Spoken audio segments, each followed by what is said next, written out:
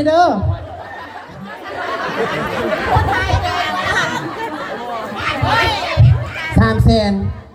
300,000ก็คุ้มแล้วพุ่นเบียร์2-3 ลัง5ต่ำมึงเอ้ยแล้วได้ยังยืดทงส่งกันบ่ว่าเอาทงสิมาเตรียมอาหารมื้อตายจะมันโทษจะมันเหลือกินจนลุกบ่ได้ยังสิห่อมื้ออีก5ต่ำมึงเอ้ยตายอีแคมเม่ห้ามงัดเห็นคนกันขึ้นรถเป็นสิมึงบ้างานนี่หรอเอา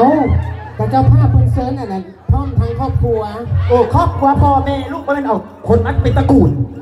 เป็นสาวนะอันเจ้าภาพเอ้ยเบิ่งซองมันเด้อมันใส่เท่าไหร่ขนาดคนมาเป็น10บ่เป็นว่าแต่พ่อแม่ลูกไหนญาติพี่น้องพ่อแม่มันเอ้ยไอ้น้องมันขนมาเป็น10เป็นซองก็ได้เป็นก้อนบ่รู้น่ะ